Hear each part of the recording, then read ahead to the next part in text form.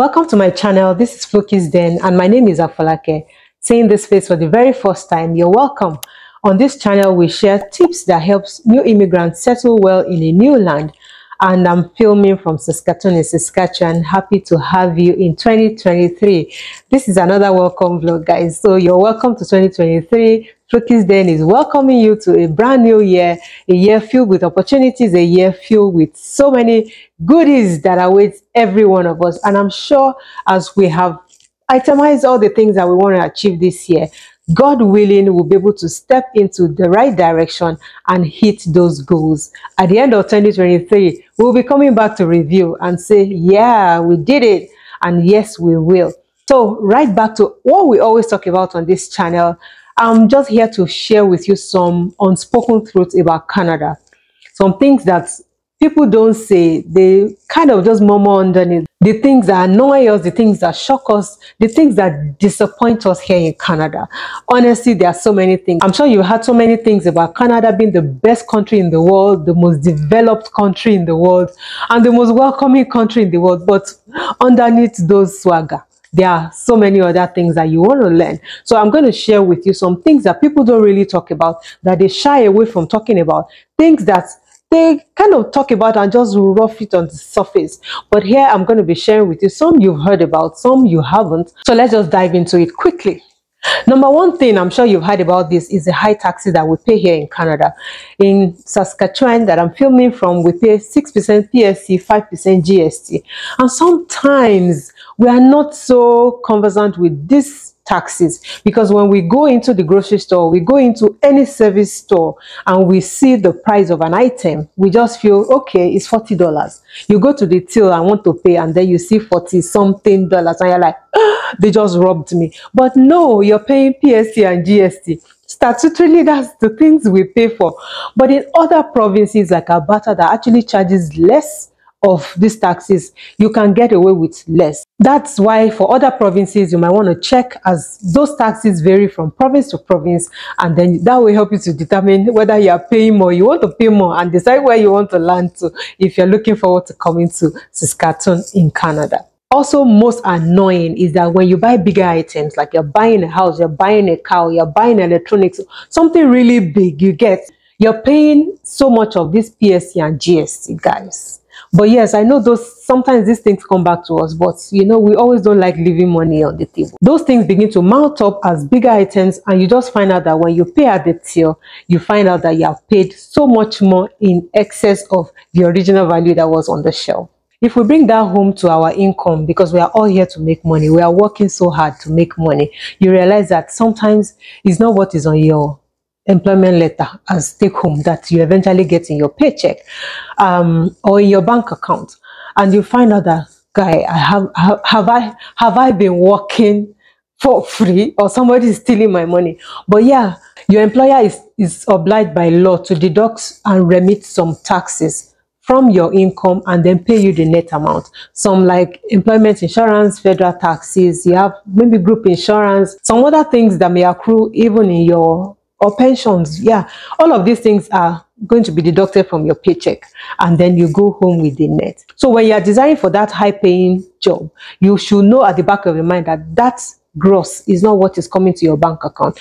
All these taxes are roughly about 33 to 40%, depends on how much you earn. And if you begin to earn higher, you eventually see that your take home will be like a 50%, and that, of course, that's when you're earning about 200K and more. It will be about 50% of your total income. And for some of you that have two jobs running, you need to be careful, because sometimes employer one does not know that you have employer two, and those deductions are made based on employer one deduction. And for you having a second job, there's a particular way the taxes are calculated on a second job, not on a first job. So sometimes you get overtaxed, sometimes you get undertaxed, and then you might fall prey of being sent a tax bill for you to refund some amount if you actually paid less of tax, or then they are refunding you some. But just to be safe and play safe, I always advise, I know it's not easy, right? As newcomers into Canada, you are striving, you are looking for the job, they are not giving you work. But just know that as you begin to desire those jobs and get into those jobs, it's better for you to stick to one job, so at least you know that you are safe. you are safe. You're not cracking your head and thinking that, am I doing it right or wrong? I'm saying this because I had this particular experience from a friend who had worked 2 jobs. In fact, within 1 job had moved to 1 level and back again to a lower level, but forgot to include her T4 for that particular job or that role that she engaged in when she was going to file her tax. She filed the tax by the help of a tax preparer, and she got a refund of some amount. Down the months later in the year, then comes CRA back at her saying they found out that she did not declare some things. Don't forget that that sin that you have is a passport to transparency. There's nothing that you can really hide from the government. They will find out now or later. So they will come chasing after you. So you want to play safe, and please disclose everything that you need to disclose during the tax season. Back to my story. So she got hit by a tax bill of almost 6 times or 7 times the amount of what she was giving back as tax refund. And well, they were kind enough to spread it for her to pay over some few months. But you don't want to be in that situation, because it might not happen immediately. It might come back chasing you later. So please be safe. Try and do the right things when you're filing your tax. And if you have been in a situation like this, do share in the comment section and let's all learn, so that we know exactly what transpired.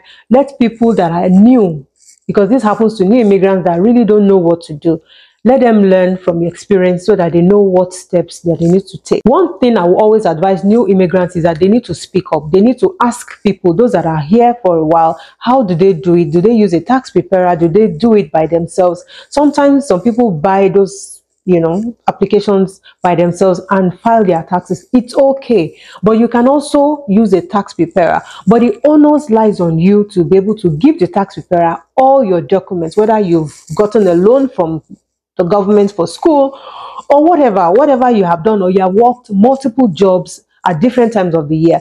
T4s will be sent to you from February or late January, so that you'll be able to prepare to file your tax during the tax season. So you have to put all these things in so that you don't get that tax bill.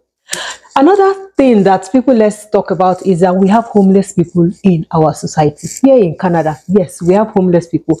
I know we're used to those things back in our country, but yeah, we just feel okay, the government is doing nothing about it. But here in Canada, Canada is tolerant of race, color, and culture. So are they tolerant of homeless people and drug addicts? So we have homeless people walking around the street. They are mostly around downtown. You find them in other places, but they are mostly in downtown, asking for pennies to buy the next, and you sometimes feel, if you are new, you are scared. You just feel these people are going to attack you or all that, but they are homeless. But do you know that the government actually funds social services with high amounts of dollars annually, and this amount increases every year to cater for the homeless and the drug addicts? And guess what? They have also legalized drug purchase, so that these people will be able to know how to get their next dose, so that they don't wander the streets and don't constitute nuisance for you and I in the society. If they don't have what they need, they probably will be loitering, stealing, breaking into homes and doing all those kind of things, and you don't want it, because Canada is tolerant of everybody. So they are also protected by law, because there is no discrimination in Canada. So we hear, but there's no discrimination here in Canada, and that's why homeless people and drug addicts are also part of the society. Next off is that we have silent racism, guys, in Canada. This is, in fact, a whole topic for another time. I'm going to do another video on this, but this is something that goes on in Canada. It is less and less spoken about. Within your neighborhood, you will find out of 5 people, 1 immigrant or someone that is not white.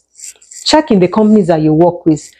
Majorly, they are white. Even the leadership of the companies are also white. You scatterly just find some immigrants or visible minority within. And Canada is asking that they have shortage of labor.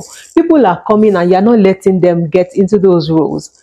But while you work in those companies, you need to be careful, because racism is rife. People actually witness so many things within their organization and they can't talk about it. While some companies claim that they are embracing of all, you know, all culture, all color, and that when these things happen, people can report it to their ethics group.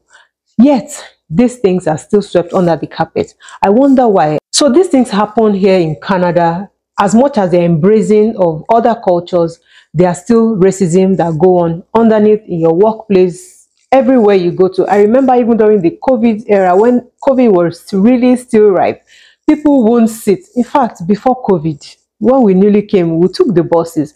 Some people won't sit beside you because you are black. Some people will wait for you. In fact, I have been at the bus stop. Yes, I have been at the bus stop one day, and the bus driver drove past me. He drove past me. It was not night. He drove past me, and I know because I am black. He wasn't blind. I wasn't hiding. I was there at the bus stop, and he drove past. So these things happen to us. These are silent discriminations that happen to visible minority or other culture that are not predominantly white. So guys, get ready as you're thinking of coming to Canada. These things are there. You might not hear people really vocalize or talk about it, but it happens silently in workplaces and around you, so that you are careful about it. I'm sure you have also heard about the annual event that goes on with the indigenous people that are celebrated here in Canada. Every year, Canada is asking for forgiveness of sins. Yes, because they have really done bad over many years ago.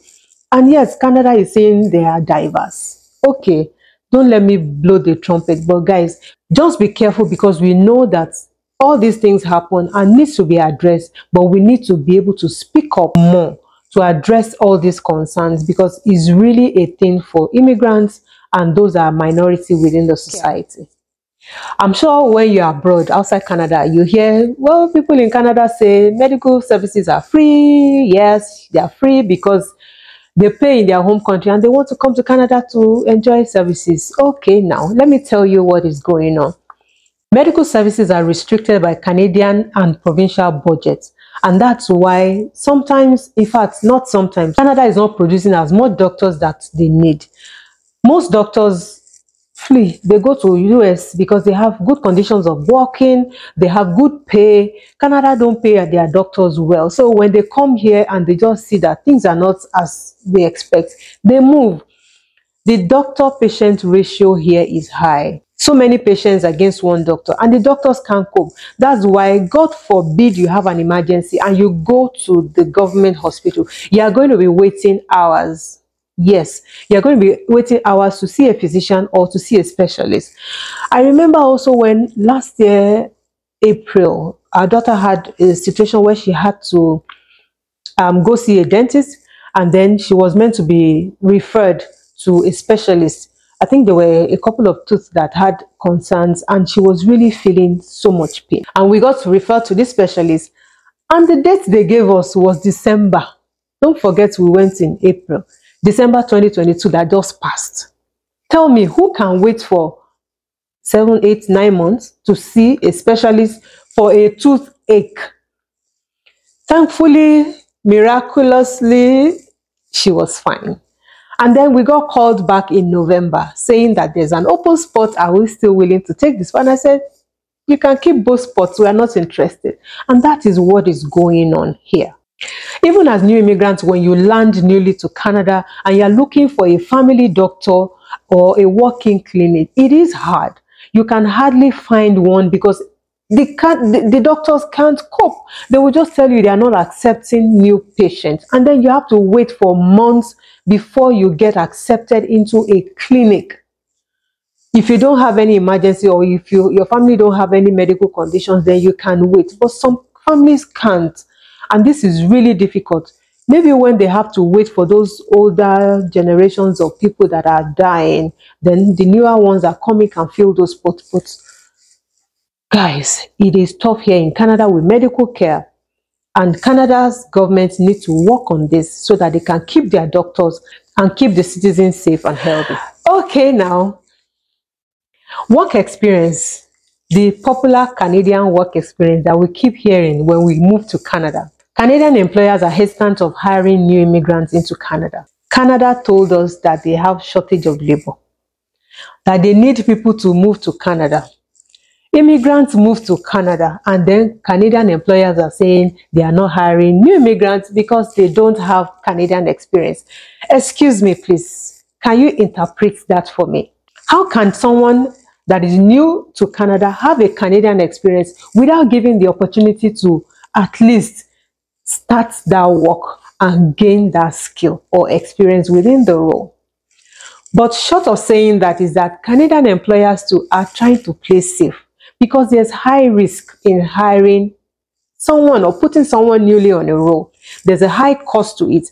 There's high cost to even replacing that candidate when that candidate or the old candidate have to leave, either because of poor performance or they even move on to other roles. So they are looking for candidates that have the same skill or that has worked in the same industry that they are looking for, or that has the Canadian experience that they are looking for, that has the cultural fit that they are looking for. We're in trouble, new immigrants. And sometimes I also think that new immigrants have a part to play in this, because you need to be able to have a stellar resume for the Canadian employers to be able to give you that first opportunity. You need to be able to revamp your resume. I've talked about how to have a stellar resume that gives you that first interview, and also have spoken also about the LinkedIn profile that sells you, that puts you in the right spot. LinkedIn is also a powerful tool for you to be able to get jobs, and you don't want to ruin that. You want to put your LinkedIn profile in a very good space for that employer to find you. Recruiters are constantly searching on LinkedIn for that expert or that specialized skill that they're looking for.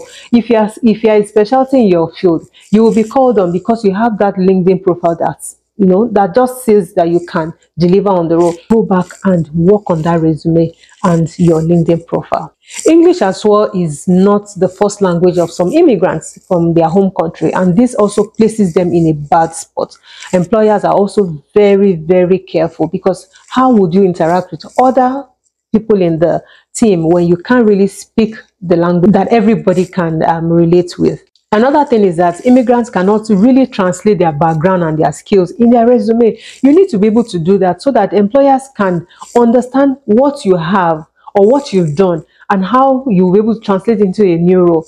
Sometimes in your home country, they call some jobs something else, like the titles are different. That's why customization is key here in Canada with resumes and applying for jobs. You need to be able to customize your resume in such a way that you are transferring or you're speaking about that skill that you have done in your home country and relating it into the workspace here in Canada. Sometimes Canadian employers or recruiters too cannot also understand what you've done if you don't help them by retranslating those skills into words that can be understood in your resume.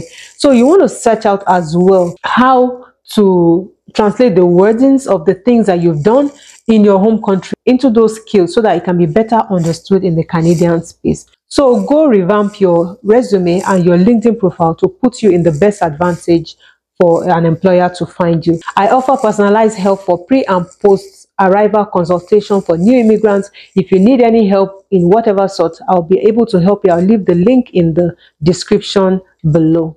Also, some professions need licensing. And when you're coming to Canada as a new immigrant, you need to understand those professions like the engineering, the healthcare, legal profession, the finance profession, childcare, education. These are areas that licenses are required before you can actually work in those professions, or you can really get that job that you're desiring in those roles. So please understand what is expected and begin to prepare yourself as new immigrants so that these things will not meet you unawares because you don't know about it. Catch up on courses or programs or trainings that can help you to be able to step up your game and be ready to hit that next milestone in the job opportunity world. You want to put yourself in the best space, you know, like I said, that's why employers are really careful. Some people call it discrimination as well, but well, they're just careful because it's high cost in replacing an employee or putting a wrong fit into that group. You feel that you have lost money because it almost takes about 50% of what you pay an employee to be able to fill that position again. And that's why I always encourage new immigrants that you can start off this work experience by volunteering. You have the space or the field that you want to work, try and look for volunteering opportunities and step in. In fact, 5 out of 10, you're going to get that job when a new role opens up, because you're already given that skill. You're already working there. They see what your capacity and your capabilities are. They see your soft skills, your hard skills that you're being displayed on the job. So when those roles open up, those that are internal will be the first that they will be offering that role. And I want to seize this opportunity to appeal to employers of labor here in Canada. Please allow those new immigrants to get on board. With the projection of new immigrants still going to storm Canada, I don't know whether you have a choice or not, but to hire new immigrants. Labor is required, and that's why they are here. We are all here to work. Please hire new immigrants so that they can be able to fill that labor space and let the economy continue to evolve and develop. And that's how things will begin to, be easy for all of us. We're complaining of high taxes. We're complaining of so many things here. But when the economy is really upstream, then things begin to work easily for us. Another much less talked about concern here in Canada is that housing is expensive. It is not cheap. And in fact, Canada has made us all debtors. Whether you like it or not, well, at least 90%, except you have all the money to buy a house, you have to go to the bank to get a loan for you to buy a house. Or if you have a business and you need support, you have to go to the bank. And so many of these things happen. You want to buy a car, you have to go to the bank. Banks are, in fact, they made us all debtors. Well, it's a credit society, like we know, and that's why you need to build your credit as a new immigrant when you land. This credit history or credit score that is being much talked about is very important. And it helps you and puts you in a very good space when you want that loan, or you want that mortgage, or you want to buy that thing, and you need support from the bank. In fact, this takes me back to my over 15 years experience in the construction industry, and I look at how people actually build their homes in Nigeria. If you don't have money, you buy land, you wait. When you have money, you begin to do your foundation. Then you start building fences or start putting your blocks together until you get to the roofing stage. You can do this in a span of 6 months, 1 year, 3 years. It depends on your cash flow, and then you can decide to halt at one point. Some people, even after roofing, without plastering or nothing, they just move into their house and continue building, because at least they know they are not paying rent to another landlord.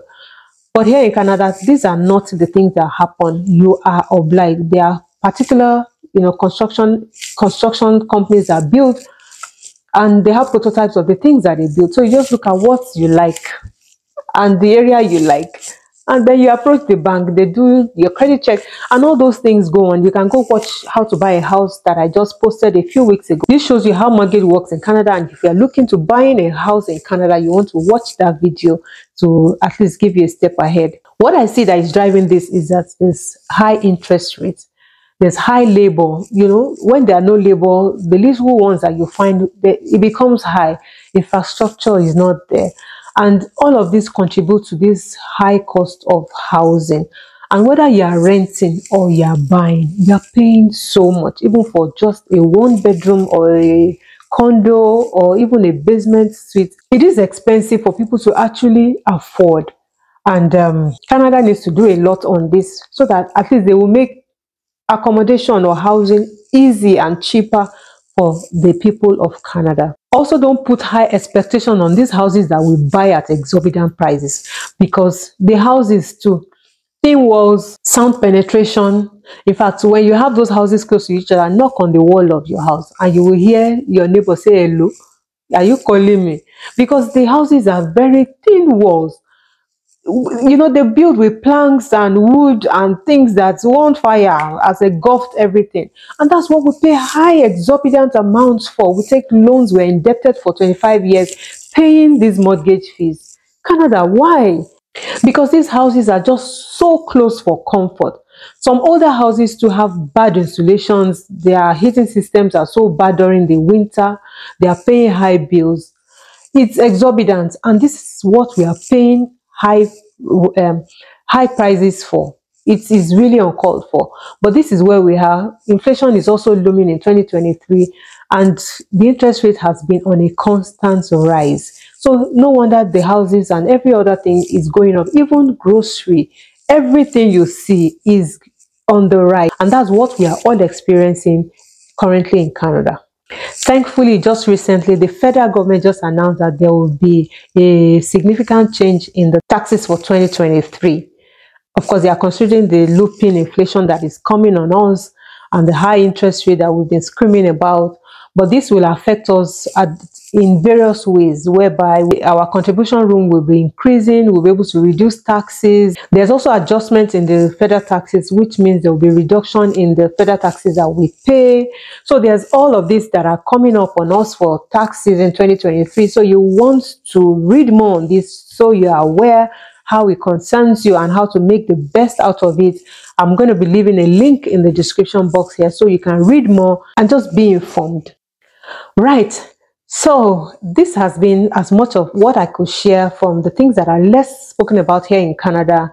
Even though we know that Canada is the best place to live on earth, people desire that they are more accommodating. So tell us, what else have I missed out, or what other things do you think have been less and less spoken about here in Canada? Do leave in the description box and let's continue this conversation from here.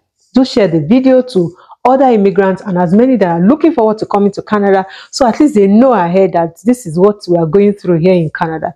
And just to say thank you for watching, guys. See you soon in another vlog. Bye.